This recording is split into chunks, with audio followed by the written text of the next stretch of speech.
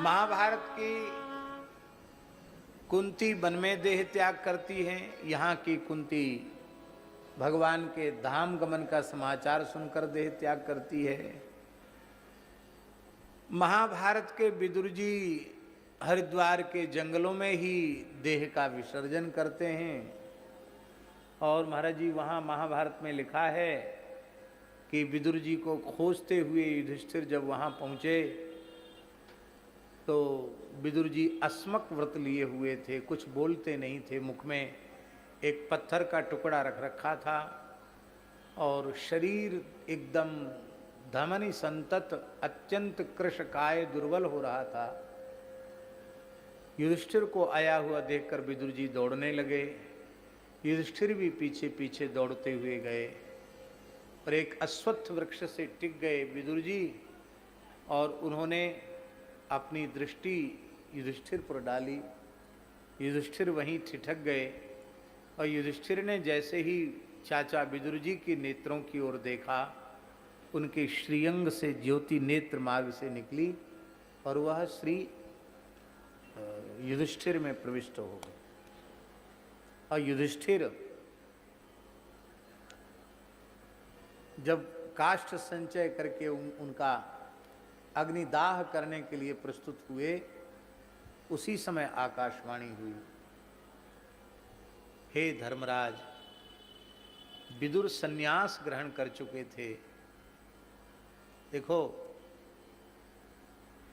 विधिवत संन्यास दीक्षा भले ही न हुई हो, पर हृदय से भी यदि उसने प्रैष मंत्र का जो भाव है, उस भाव को स्वीकार कर लिया है कि मैंने भूरलोक, भुवरलोक, स्वर्ग आदि लोकों में प्राप्त होने वाले समस्त भोगों का, उनके प्रति होने वाले आकर्षण का हृदय से सर्वथा त्याग कर दिया है, ऐसा संकल्प यदि किसी ने कर लिया है तो वह विद्वत सन्यासी है। सन्यास धर्म में स्थित है, वो सन्यास धर्म में स्थित हैं विदुर जी। और सन्यासी का अग्नि संस्कार नहीं होना चाहिए।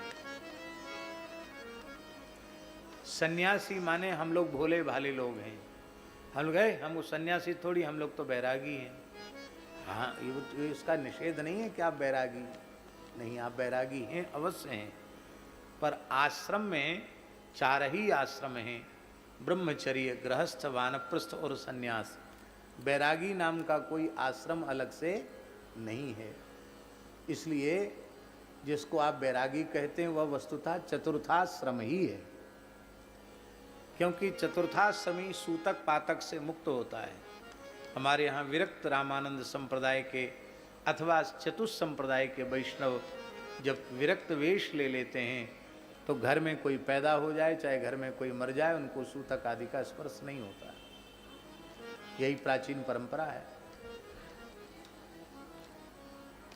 सन्यासी का गोत्र परिवर्तित हो जाता है, हम लोगों के यहाँ भी गोत्र बदल जाता है, हम लोग अच्युत गोत्रीय हो जाते हैं।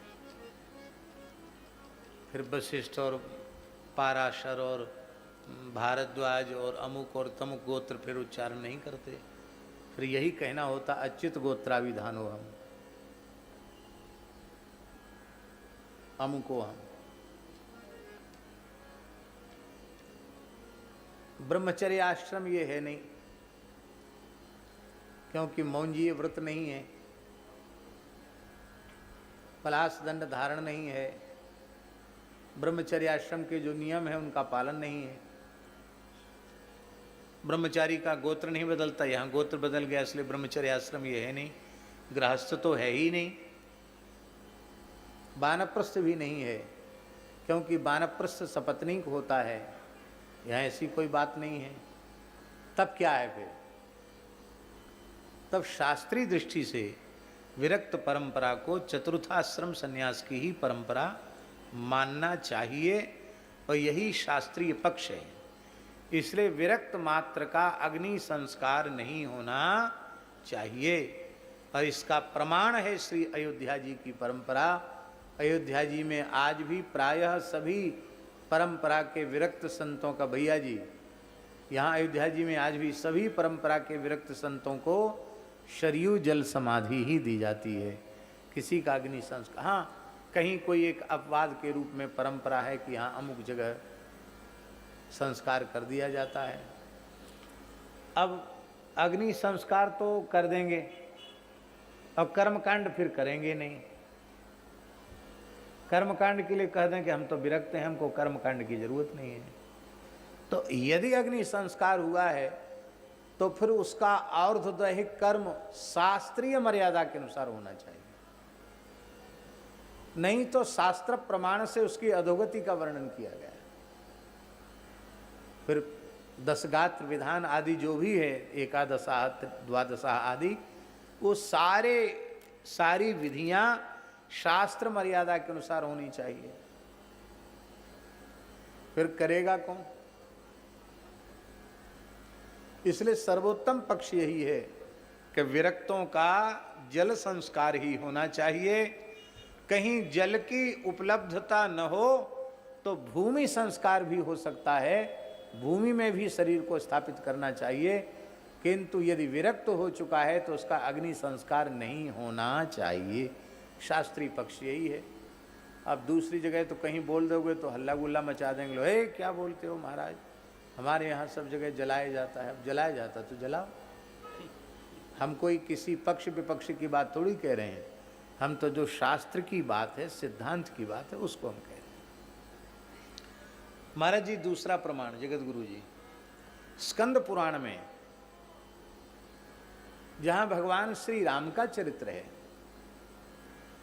वहां श्री लक्ष्मण जी महाराज जब अपने देह का विसर्जन कर रहे हैं, ये जो सहस्त्रधारा तीर्थ है लक्ष्मण किला, तो वहाँ भगवान श्री राम रो रहे हैं लक्ष्मण जी की, जो कहते हैं कि अनुज अब तुम्हारे बिना मैं रह नहीं सकता, मैं तुम्हारा संस्कार करूंगा अपने हाथों से। तो भगवान श्री राम संस्कार करने का संकल्प करने लगे। उस समय आकाशवाणी हुई, हे धर्म विग्रह श्री राम, मन ही मन। लक्ष्मण परित्याग के बाद लक्ष्मण जी संन्यास धर्म में स्थित हो चुके थे, इसलिए आप उनके शरीर को शरयू जल प्रवाहित करें, आप उनका अग्नि संस्कार न करें, नहीं तो धर्म मर्यादा का अतिक्रमण हो जाएगा।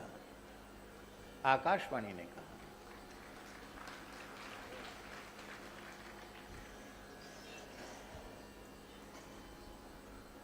अद्भुत है, भगवान व्यास का उपकार तो हम कह नहीं सकते वाणी से, पर पढ़ना चाहिए, पाठ करना चाहिए, मूल ग्रंथों का पारायण करना चाहिए। बहुत से रहस्यों को महापुरुषों ने खोला है। तो ये विदुर जी, वहाँ के विदुर जी हरिद्वार में देह त्याग करते जंगलों में, और श्रीमद् भागवत के विदुर जी प्रभासे देह महात्मवान, प्रभासक क्षेत्र में कृष्णावेशेन तच्चित्ता, कृष्णावेशित चित्त के द्वारा कृष्ण चिंतन करते हुए श्री कृष्ण चरण कमल को श्री विदुर जी प्राप्त करते हैं।